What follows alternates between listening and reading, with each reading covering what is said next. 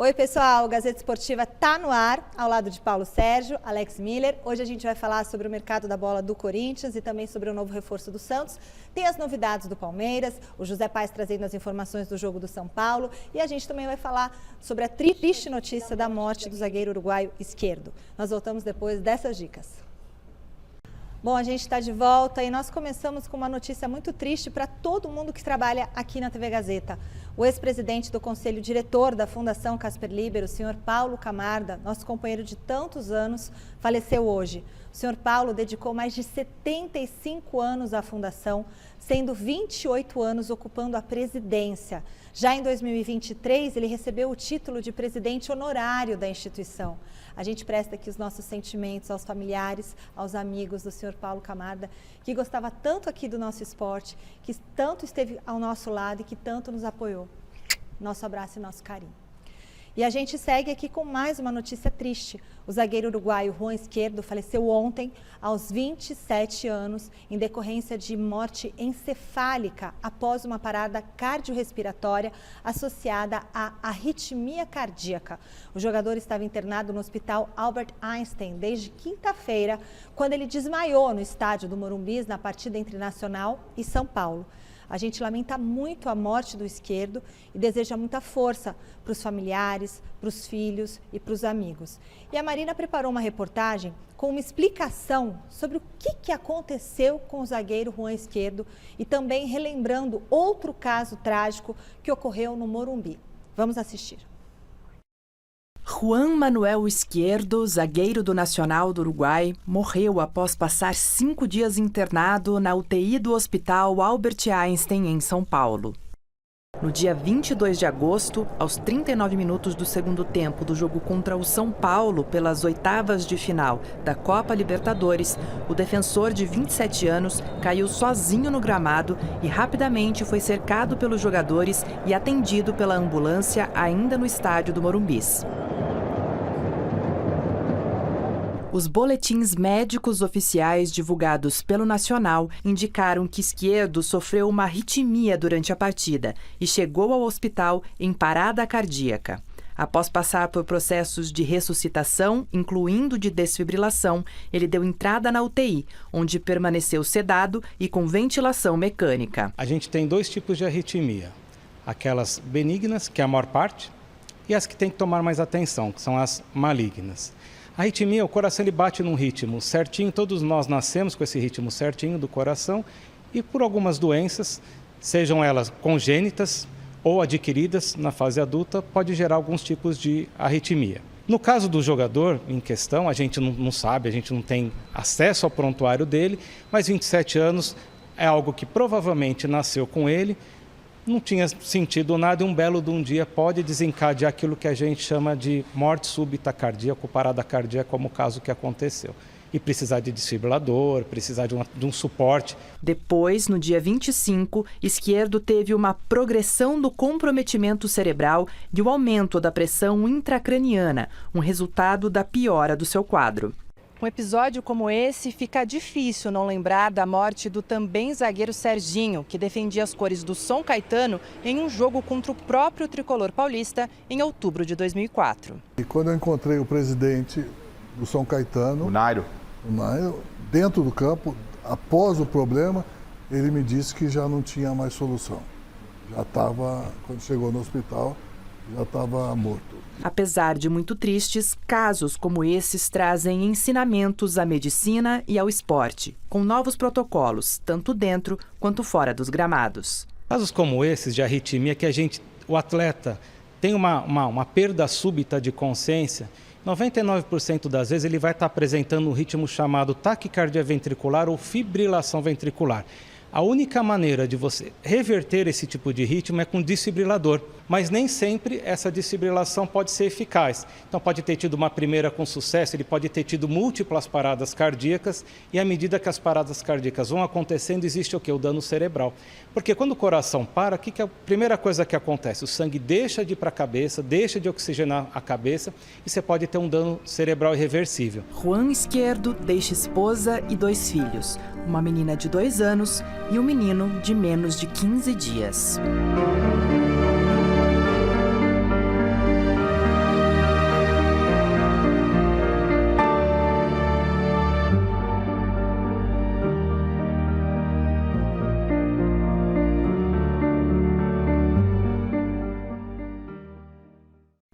Ai, gente, tão jovem, é tão muito triste isso, muito triste.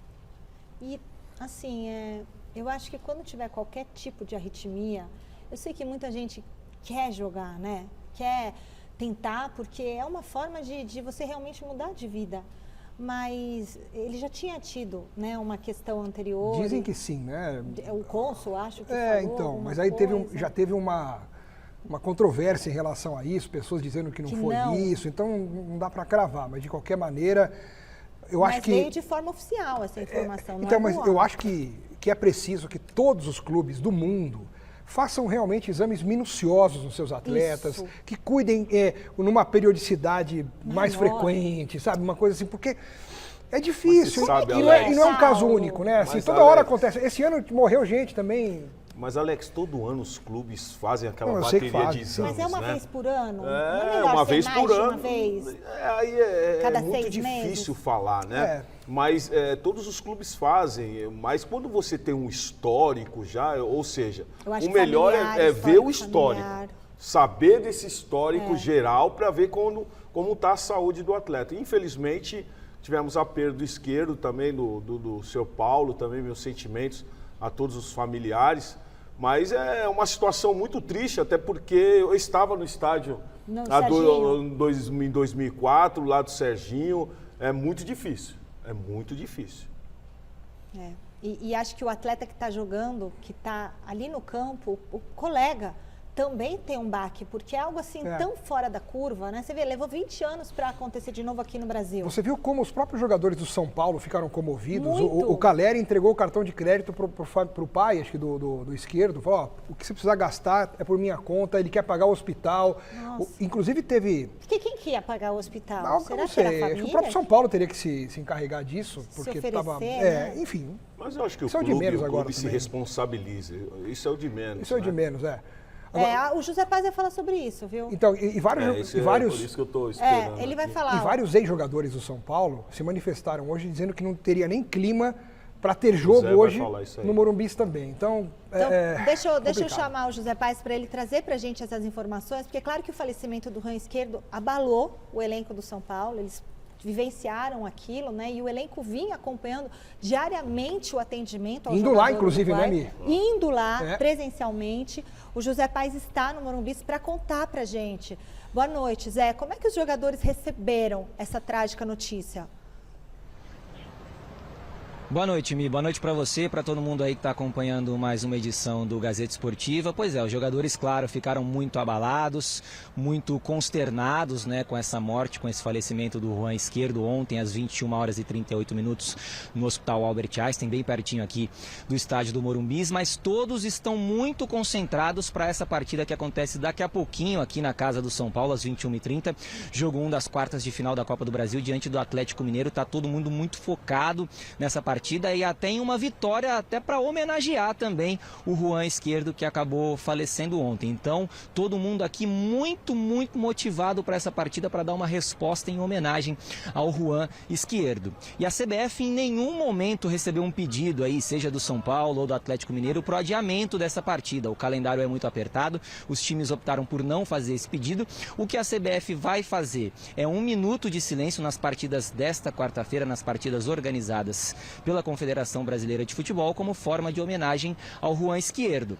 A torcida independente, que é a principal organizada do São Paulo, vai fazer um corredor, aquele tradicional corredor com fumaça vermelha, preta e branca, mas vai adicionar a fumaça azul, a cor do Nacional, o clube que era defendido aí pelo Rã Esquerdo. O Márcio Arcângelo vai mostrar para vocês, o nosso cinegrafista, porque a bandeira do São Paulo aqui, ó, no estádio do Morumbi, ela está a meio mastro. Uma forma também de homenagear o jogador que faleceu ontem no Hospital Albert Einstein. Mais algumas informações importantes para a gente passar para quem está acompanhando aqui o Gazeta Esportiva. Um avião da Força Aérea Uruguaia chegou hoje aqui ao Brasil, no finalzinho da manhã de hoje, início da tarde de hoje, dessa quarta-feira, para buscar o corpo do Rã Esquerdo e também para levar os familiares dele que estavam aqui no Brasil. A esposa Selena veio para cá, bem verdade que ela acabou de parir aí, né, o segundo filho do casal. casal no sábado retrasado, mas veio aqui para o Brasil. Os pais dele estavam por aqui também, o Nelson, a Sandra, a irmã Sofia, todos voltaram já hoje à tarde lá para o Uruguai, nesse avião da Força Aérea do Uruguai. O Nacional confirmou que o velório vai ser amanhã, às 11 horas da manhã, no horário lá de Montevidéu, vai até às 13 horas, e esse período será aberto ao público. O velório vai acontecer na sede do Nacional, então vai ter essa parte aberta ao público e depois um reservado ali para a família, para ter aquela intimidade, aquele momento final de despedida ao Juan Izquierdo. Caleri, Rafinha e Michel Araújo já demonstraram interesse em ir até o Uruguai para esse velório do Juan Izquierdo. Então eles sairiam do jogo hoje aqui no Morumbis, pegariam um voo fretado, um jatinho, iriam lá para o velório e voltariam na sequência, porque o São Paulo tem jogo do Campeonato Brasileiro no final de semana contra o Fluminense. Então estão vendo aí como vai ser essa logística, mas os três já manifestaram a intenção de ir ao velório do Juan Izquierdo. Eu devolvo para vocês aí, viu, Michele? Eu sigo por aqui no Morumbis, daqui a pouquinho a gente vai trazer mais informações sobre o jogo propriamente dito de hoje entre São Paulo e Atlético Mineiro. Só uma última, o Lugano ajudou muito aí nessas tratativas, porque o corpo do Juan Izquierdo foi liberado aqui do Einstein na madrugada de hoje, foi para uma clínica em Guarulhos, ficou lá, então teve toda a parte burocrática de documentação para que ele fosse liberado, ficou nessa clínica, então já retornou lá para o Uruguai nesse voo da Força Aérea Uruguaia. Devolvo para você, Michele, daqui a pouquinho eu retorno com mais informações de São Paulo e Atlético Mineiro, tá bom? Obrigada, José Paes. Bom, seguindo o nosso giro de reportagem, vamos agora acionar o Thiago Salazar na nossa redação da Central de Esportes com as últimas informações do Corinthians. Boa noite, Salazar. Quer dizer que o Timão vai ter que comprar um zagueiro que já está no elenco? Explica essa história pra gente. E são 3 zagueiros, é isso? Ao todo que o Corinthians trouxe aí esse ano, Salazar, é isso? Fala, Michele. Boa noite para você, para todo mundo que está acompanhando o Gazeta Esportiva. Exatamente, Michele. O Corinthians vai ter de comprar o Kaká, zagueiro que tem sido titular com o Ramon Dias, porque a situação é a seguinte. O Kaká pertence ao Tokushima Vortis do Japão.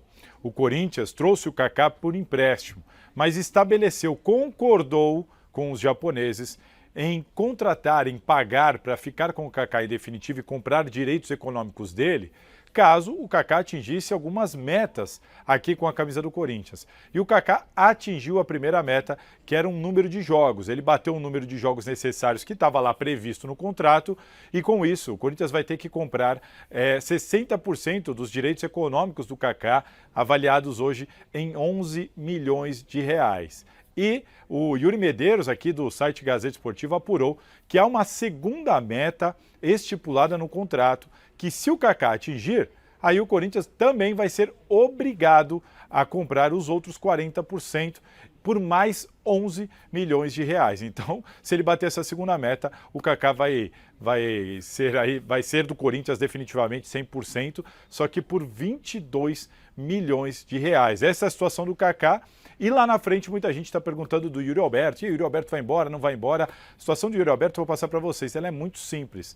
O Corinthians, toda janela, recebe proposta pelo Yuri Alberto. Ele é um jogador muito valorizado, principalmente no exterior. Times da Premier League que sempre procuram o Corinthians. A situação é a seguinte. O Corinthians não pretende vender o Yuri Alberto se o clube não conseguir um outro atacante. Todo mundo sabe que o Corinthians está no mercado atrás de atacante. Se o Corinthians trouxer um atacante, tiver sucesso nessa janela para trazer um atacante, aí muito provavelmente o clube top negociar o Yuri Alberto. Se isso não acontecer, gostando ou não gostando do Yuri Alberto, ele ficará por aqui, porque a comissão técnica não quer perder mais uma peça. Aliás, a peça que é a artilheira do time nesse ano e também no Campeonato Brasileiro. Tá bom, Mi? Muito obrigada, Thiago Salazar. E o que você acha, Paulo? Bom, na realidade eu penso o seguinte, todos esses jogadores que estão aí, todos têm que permanecer. Até tem que acabar, a própria torcida também já colocou uma nota, acabar esses negócios de jogador querer ir embora. Quer ir embora, a fase está difícil, quer ir embora? Tem que ficar até o final. Assim. Tem que ficar até o final, tem que tirar o time da situação que está. Agora esse negócio, não tô bem, não tô jogando, quero ir embora. Só falta vender também o Yuri Alberto. Aí não, tem que ficar, todos tem que ficar até o final. Se não aguenta pressão, vai trabalhar em escritório, né? Vai fazer home office. Esse negócio não tô sendo, não tô jogando, não tô sendo valorizado, quero ir embora. Acabou esse negócio aí no Corinthians. E outra coisa, o Kaká é um bom jogador, mas não tá pra 4 milhões não, hein? De dólares. De dólares. Não tá pra isso, não. Pelo futebolzinho que tá apresentando, não tá, não. 5, 6, né? Então é isso, 11 milhões de reais.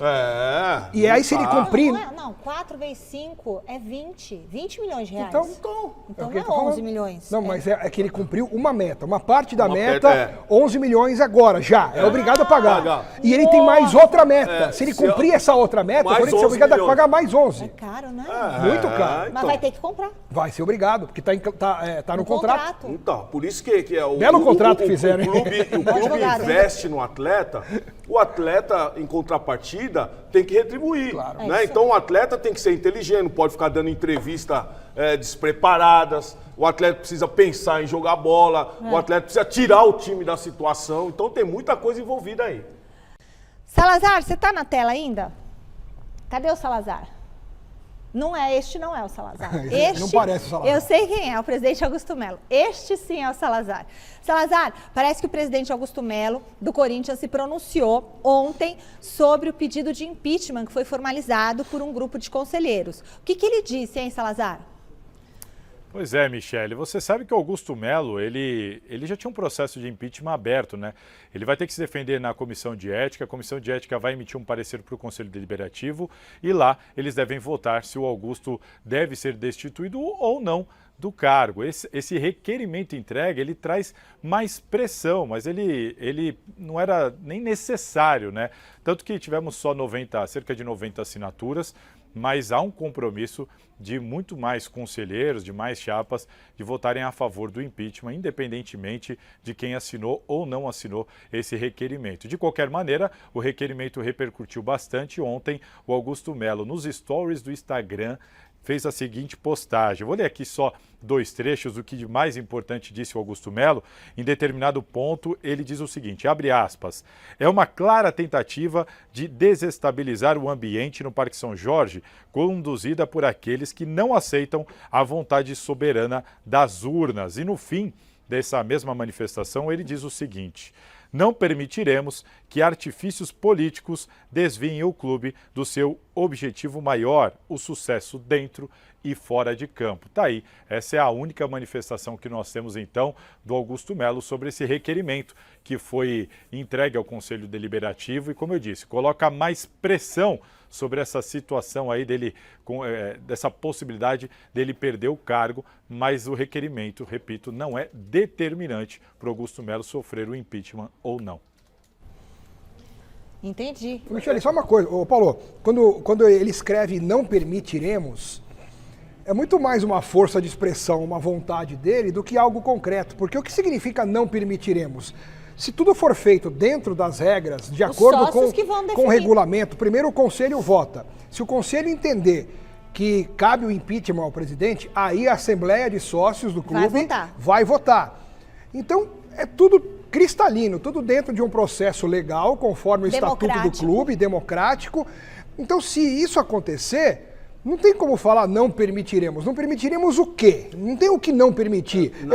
É o processo normal, passo a passo, que vai acontecendo dentro do Estatuto. Então não tem como não permitiremos. Ele vai permitir porque a regra é essa. Não, o que ele quis dizer ali, Alex, inclusive eu estive no jogo contra o Bragantino, comentei com alguns assessores do próprio presidente, e eles estão cientes de tudo isso. Então, quando ele fala não permitiremos, é porque ele tem o seu respaldo por detrás dos seus assessores, já estão trabalhando em relação a isso. Então não é nada nessa questão de não permitir que aconteça, que o pessoal vá lá e... Não. É tudo conforme a lei, né? E isso é justo. Então eu creio que o momento agora é tirar o time da situação.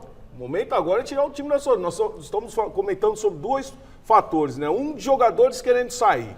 Agora o pessoal colocando pressão para a presidência. O momento do Corinthians não é para isso. Ele falou assim, não permitiremos que artifícios políticos desviem o clube de seu objetivo maior, o sucesso dentro e fora de campo. Mas isso não é um artifício político, isso é uma coisa que está acontecendo dentro de uma regra que existe lá dentro. Eu só estou retomando o que o Salazar leu para a nossa audiência aqui, relembrar a frase exatamente. Ele conclama. Está no papel dele também de presidente, conclama aos associados, conselheiros e à nação corintiana para que se somem no apoio ao nosso clube até o final dos campeonatos. O que eu acho interessante disso tudo é que no final é a vontade do sócio. Né? É o que vai prevalecer. É o que vai prevalecer, é a vontade Aliás, do essa é a única esperança do Augusto Melo de não ser destituído. Pela força política que ele perdeu dentro do clube de maneira maciça... Talvez ele perca no conselho. Para mim já é ponto pacífico que o conselho vai determinar o impeachment dele. E vai caber aos sócios definir a situação. E aí são todos os sócios, né? Tipo, 3 mil, 4 mil pessoas votando. Vamos esperar. Tem muita coisa aí rolando. Vamos aguardar. Bom... Isso prejudica o time em campo, você acha? O time está bem tranquilo. Não, o time está bem tranquilo. Porque o Fabinho já começou a aparecer, o Fabinho começou a dar as caras, a fazer o seu trabalho lá, então isso é bom. Isso é bom. Tem reforço no Santos? A diretoria do Peixe anunciou hoje a contratação do goleiro Renan, que estava no Sport Recife. O contrato é válido até o final da temporada, com possibilidade de prorrogação por mais uma. O jogador tem 35 anos e chega para disputar posição com Gabriel Brazão. Renan é o terceiro reforço do Peixe nessa janela de transferências. Antes chegaram o meio-atacante Billy Arce e o atacante Wendel Silva. Bom nome? Eu não sei, eu acho que o Santos precisa de alguma coisa para fazer o time melhorar. O goleiro reserva é para compor elenco, beleza. Talvez. O Gabriel tá bem, né? E o Gabriel tá bem. Não seria a grande carência do Santos, mas se o Santos achou que tinha que contratar, beleza. Contratou, fica no banco, mas não vai mudar nada a realidade do clube dentro da Série B, que não ganha 3 jogos já, hein? Tá chegando a hora. Logo mais, às 9h30 da noite, São Paulo e Atlético Mineiro fazem o primeiro jogo das quartas de final da Copa do Brasil. Um duelo de gigantes que soma 3 títulos na competição, 2 do Galo e 1 do Tricolor. Reportagem José Paes. De um lado, uma equipe comandada por um argentino e ainda viva em 3 competições. Do outro, também, São Paulo e Atlético Mineiro se enfrentam nesta quarta-feira, o famoso Hoje no Morumbis, em momentos parecidíssimos e num jogaço que promete agitar a Copa do Brasil.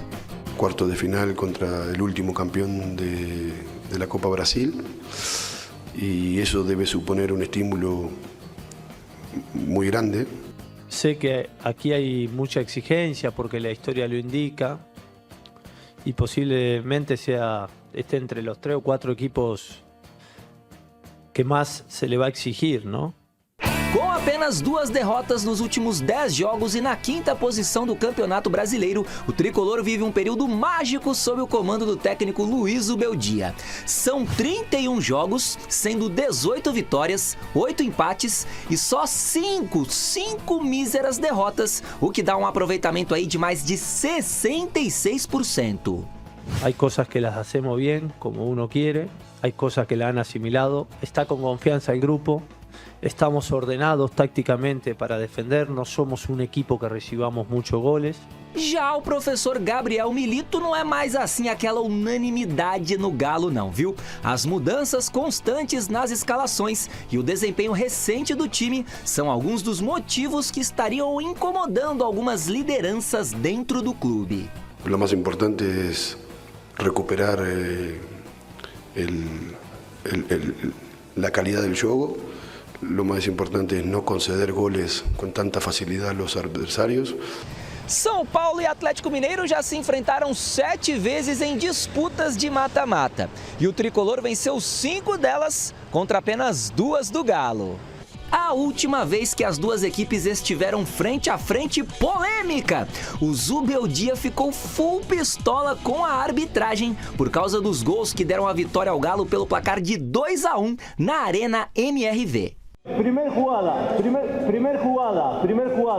Luis no hace falta, le dejan un tiro libre a Hall para que pueda rematar. Luis no hace falta. Segunda jugada, la del gol. Claramente, pega aquí, baja aquí y se mete. Míralo por Twitter, mirá la imagen de Twitter. A partida dessa quarta-feira vai enlouquecer São Paulinos e atleticanos. E vai também começar a definir um dos semifinalistas da Copa do Brasil. Novo contato com José Paes no estádio do Morumbi. Ô Zé, conta pra gente, qual que é a provável escalação do São Paulo para esse jogo de logo mais contra o Galo? Bora passar esse provável São Paulo para daqui a pouquinho aqui nesse jogo importante contra o Galo pela Copa do Brasil. Na tela aí para vocês acompanharem comigo. Lembrando que o Alan Franco, suspenso, não joga essa partida. Então o São Paulo deve ter o Rafael no gol, o Rafinha na lateral direita, o Arboleda e o Sabino ou o Ferrarese. O Sabino é um zagueiro canhoto, né? Então é capaz que ele entre aí no setor, com o Wellington fechando a defesa. No meio, Luiz Gustavo, Bobadilha, Luciano, Wellington, Rato na vaga do machucado Ferreirinha, Lucas e Caleri. Este o provável São Paulo para tentar uma vitória, um resultado importante aqui e levar a decisão lá para a Arena MRV no jogo da volta à casa do Clube Atlético Mineiro. Márcio Arcângelo vai mostrar para vocês, olha só, porque a galera do São Paulo já vai se concentrando por aqui, a torcida independente trazendo os seus tradicionais bandeirões, a galera se aglomerando nos arredores aqui do estádio do Morumbi para fazer aquela festa bacana. Mais de 50 mil pessoas são esperadas para essa partida, para esse início de decisão da Copa do Brasil, jogo entre São Paulo e Atlético Mineiro. Daqui a pouquinho eu retorno, viu, Michele, pra gente falar um pouco de um cara desse time do São Paulo que é muito importante no sistema do técnico Luiz Ubeldia, que não sei não se merece uma vaguinha na seleção brasileira, mas isso vocês que vão me falar. Agora eu devolvo aí pros nossos estúdios para vocês comentarem esse provável tricolaço para daqui a pouquinho. Michele, vai daí. Valeu, Zé. Então primeiro a gente vai comentar essa escalação. O que vocês acham? Vamos colocar aqui? Olha lá. Bota o Campinho. Campinho em campo, o Rafael. É o que tem de melhor. Mais uma chance pro Sabino, né? Hoje é o que tem de melhor nessa equipe do São Paulo. E até porque, diante do Atlético Mineiro, com essa invencibilidade aí, ou seja, o São Paulo não consegue ganhar do Atlético há muitos jogos, eu creio que é um jogo onde que o São Paulo precisa ganhar, precisa do resultado em casa para em Belo Horizonte lá definir, né? Gente, eu acho que eu também. Eu queria mudar o meu palpite. Ah, mas nem agora, fala, nem daqui a pouco a gente fala o palpite. Mas, ô Michele, fala, eu acho assim, pra mim, a questão emocional vai determinar por isso que muita coisa nesse jogo. E aí são duas situações. Ou esse emocional motiva os jogadores do São Paulo ainda mais como uma espécie de, sabe, de uma entrega a mais como homenagem, enfim. Ou então eles estão abalados e não vão conseguir, dentro de campo, colocar para fora aquilo que eles sabem porque estão perturbados com toda essa situação do esquerdo. Então tem essas duas vertentes que eu não sei de que maneira o Zubeldia, por exemplo, está trabalhando agora, nesse momento, há pouco tempo do jogo. Então é tudo uma incógnita para mim, mas time por time e pela atual fase, o São Paulo é o grande favorito para o jogo. Então, agora eu quero ver quem está afiado e quem vai dar o palpite certeiro para esse jogo entre São Paulo e Atlético Mineiro. Eu vou falar o palpite que eu ia dar, mas a gente vai começar com o Paulo Sérgio primeiro. Eu não vou mudar meu palpite. Eu vou com você, palpitômetro, e você começa. Então, 3-1 eu falei. Pra quem? São Paulo. Nossa, só? Só? Nos últimos jogos não teve nem... Aí o Zé Paes começa a mandar as notícias. Não, tô brincando, eu tô sendo irônica. Eu acho muito. O Zé começou a mandar as notícias dos resultados aí, eu falei, eu acho que é muito, acho que eu ia falar 2-1. Deixa 3-1, vai. Deixa 3-1. 3-1, São Paulo. 3-1 pro São Paulo. 3-1 pro São Paulo. Mas vai jogar o Hulk? Vai. Paulinho vai. Bernardo vai. Tá bom o time do Atlético, hein? Mas vai dar São Paulo. E você, Alex? A diferença de gols para mim vai ser a mesma, só que com um placar um pouco menor. Para mim vai ser 2-0 pro São Paulo. 2-0 pro São Paulo? É o meu palpite. Sério? Sério. Então pronto. Mas assim, eu falei 2-0, só que eu acho que vai dar empate, tá bom? Ah, tá. Então você acha uma coisa, mas também acha outra. Mas pode ficar valendo 2-0. Mas se bobear, o Atlético ganha, é isso? É, com 1-0. 1-0, agora também. O fofinho aqui mandou mensagem. O que ele falou? O fofinho, o seu Garrafa. Péssimo palpite. Vai tomar conta da sua aí, ó. Ô, Pauzinho Italiano, quando você estiver aqui amanhã, você comenta, tá certo? Porque você corneta quando você não tá aqui. Ontem você ficou cornetando a gente aqui e hoje o Garrafa tá lá. Bom, e o José Paes vai dar o palpite dele? Vamos ver, porque o Zé é bom de palpite também, hein?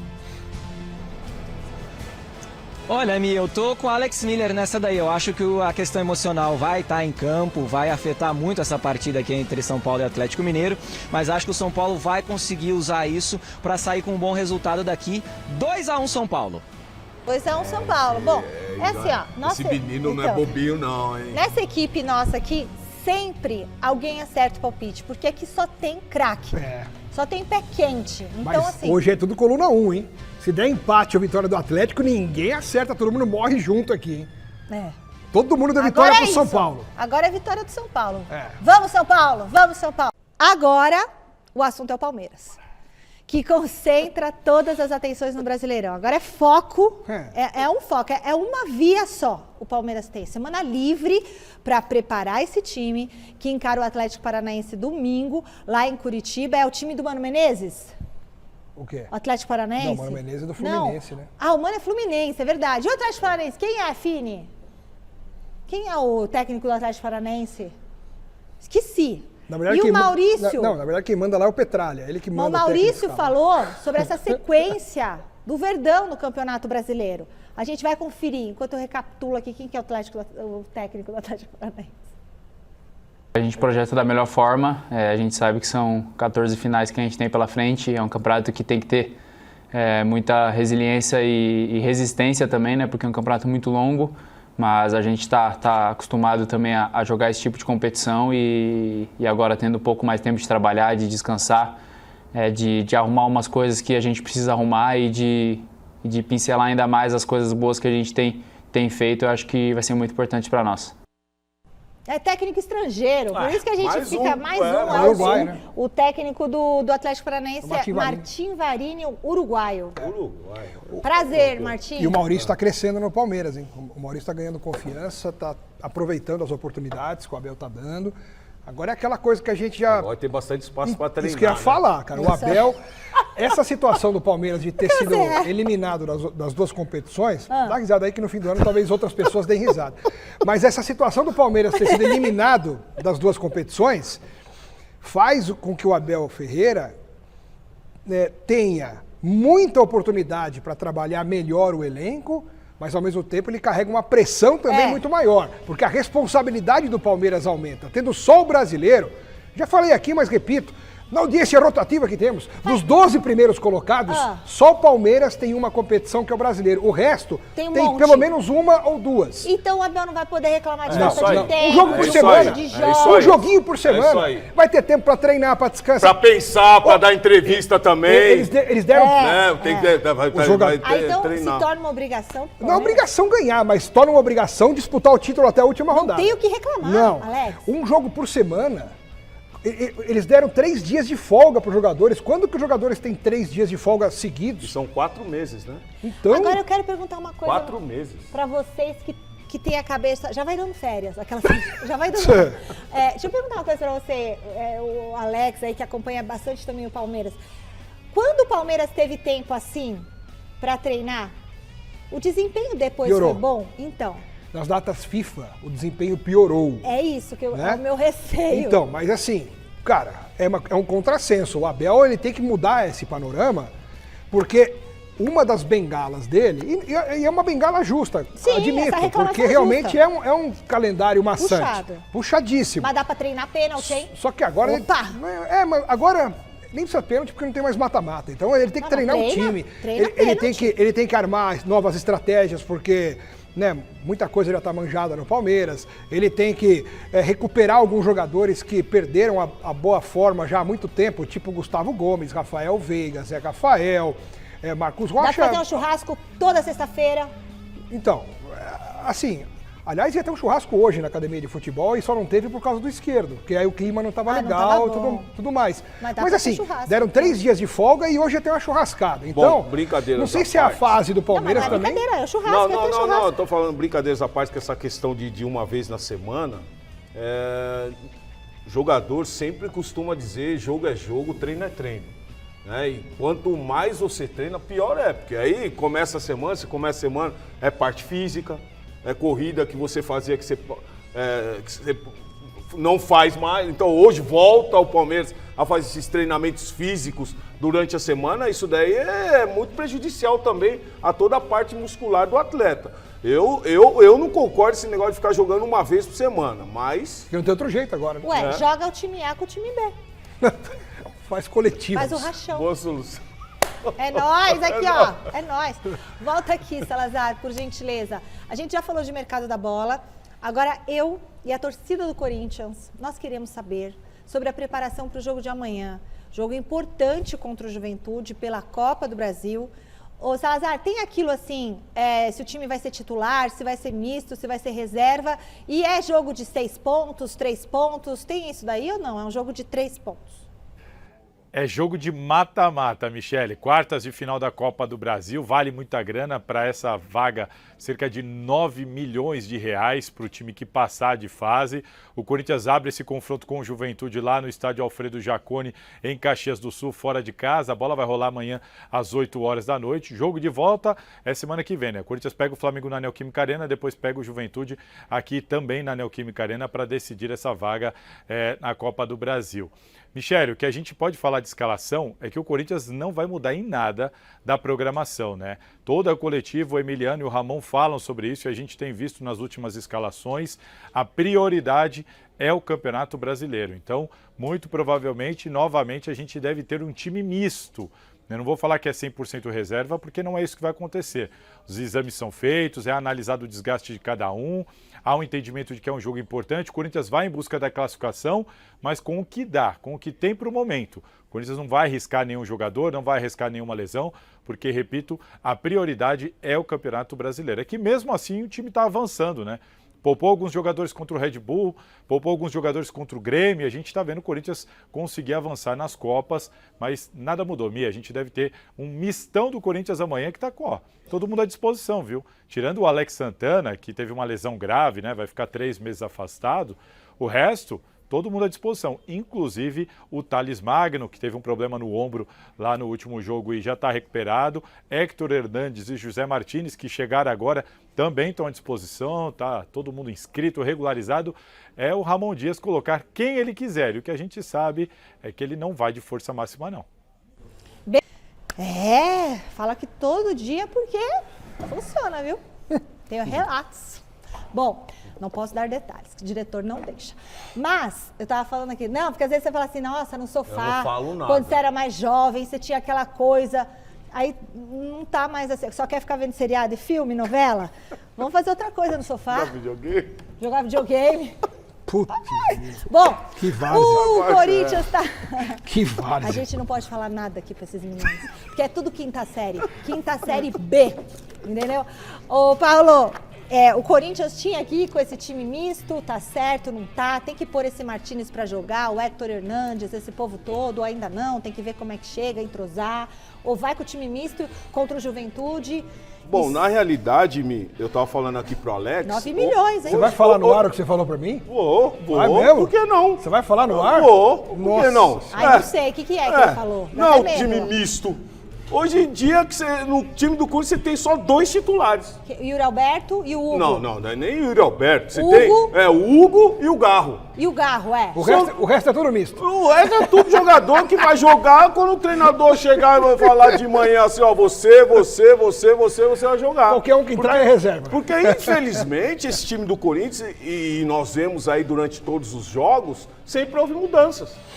Sempre houveram mudanças. Então, hoje é muito difícil você pegar e falar assim, quem é titular nesse time do Corinthians? Quem que é espinha dorsal, né? Então, hoje é o goleiro e o Garro no meio campo. E o Ranieri, que é o titular, né? Mas o Ranieri ficou um tempo machucado, tá voltando agora novamente. Sim. Então, você precisa também dar uma pausa para esse jogador. Dá até fazer uma matéria sobre isso. O Corinthians não tem essa espinha dorsal, diferente do Palmeiras, que tem sempre ali. O São Paulo também tem sempre a base, né? O Corinthians... Não, o Corinthians não tem. Por isso que tá onde montou, começou o ano, tirou vários jogadores, chegando ainda vários jogadores. Sobre isso que você está falando, Paulo, semana que vem falei com o diretor, a gente vai fazer uma matéria, Alex, analisando justamente isso. O quê? Não posso contar, né? Não vou contar porque... Sem spoiler. A concorrência. Obrigada, concorrência. Vai ter ideia, né? Eles vão ter ideia maravilhosa que surgiu da minha mente.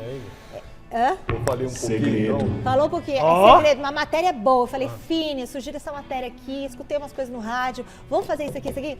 Porque é um time que está trocando a roda do caminhão enquanto o caminhão anda. Exatamente. A ponto de contratar jogadores desconhecidos que a gente não sabe qual vai ser o resultado. Esse Héctor Hernandes, de repente, chega e vai ser o artilheiro do mundo. Mas, em tese, é um tiro no escuro para ver se acerta alguma coisa. 17 jogadores. Imagina, gente. Esse José Martínez, que é volante, 30 anos, venezuelano que estava nos Estados Unidos. Olha. Qual é a chance desse cara ser um craque? Se fosse um cara, assim, pode ser que venha e arrebente, eu não tô falando. E tomara difícil, que aconteça.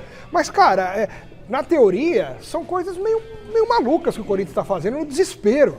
E ó, eu vou dizer mais uma informação. Sabe quanto já gastou com todas essas contratações aí? 172 milhões de reais. Informação do Globo.com. Talvez não tenha pago nem um décimo disso. Infelizmente, mas... o valor é esse. Hoje o que o Ramon colocar em campo é daquilo que ele achar que foi bem no treino. Sim. Aquele jogador que ele vê que tá 100% pro jogo. Então não tem essa questão, vai colocar um mistão como hoje o São Paulo. São Paulo joga com força máxima.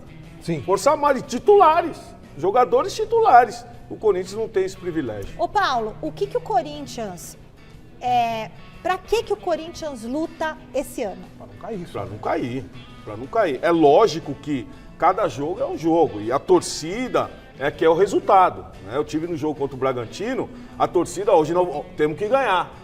Então, há aquela obrigação do atleta, quando entra em campo... A esperança de ganhar uma Copa, alguma coisa? A Sul-Americana, sim. A esperança. Então, vai entrar para buscar o resultado. Agora, deu, não deu, aí foca sempre no brasileiro, que é o principal. Então, o problema eu acho que se para ganhar uma Sul-Americana tiver que ficar mais enfraquecido no brasileiro, aí deixa a Sul-Americana pra lá e foca no brasileiro. Porque o que o Corinthians não pode fazer esse ano é cair pra Série B. Nossa Senhora. Esse é o principal desafio do Corinthians. Aliás, a gente também tá preparando uma matéria especial que vai entrar domingo no Mesa Redonda, que eu não vou contar qual é.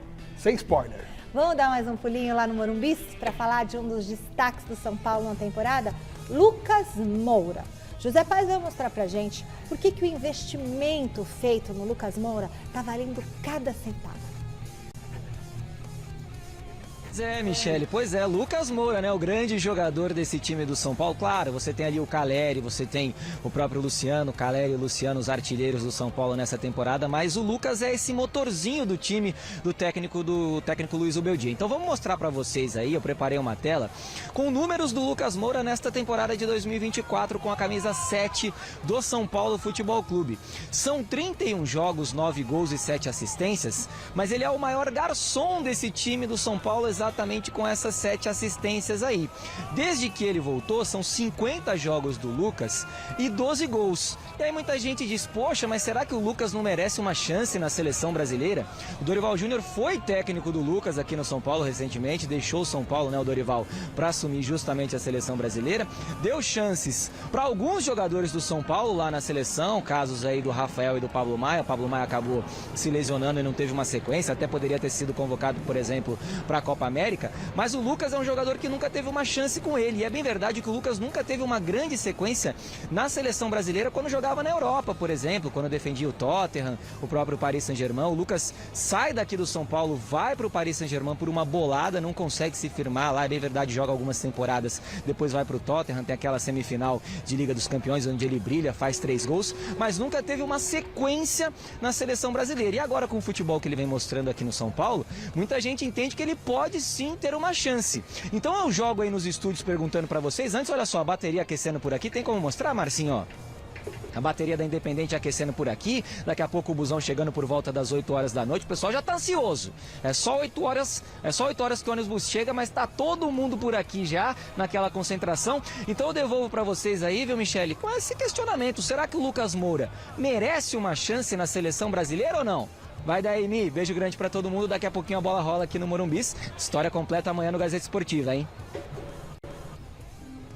Valeu, José Paz. Amanhã, então, a gente confere sua matéria completa aqui e vamos ver o que vai dar nesse jogo, porque é jogão e vai estar bem cheio. Não vai estar lotado, 50 mil é lotado. Claro. É muita gente, né? Até num dia frio como hoje, porque, nossa senhora. Fala. O Lucas Moura, eu acho que é um jogador sensacional, além de ser muito gente boa, que não vem ao caso, mas é só um adendo. Ele é um cara muito importante para o São Paulo. Quando ele não joga, o time é outro, fica bem mais fraco. O Lucas Moura em campo, o São Paulo fica muito forte. Mas é raro isso, né, Alex? É raro, Ele já chega jogando. Agora, pensando em seleção brasileira, que foi a pergunta do José Paes, eu acho assim, eu acho que o tempo do Lucas Moura para a seleção, eu acho que já passou.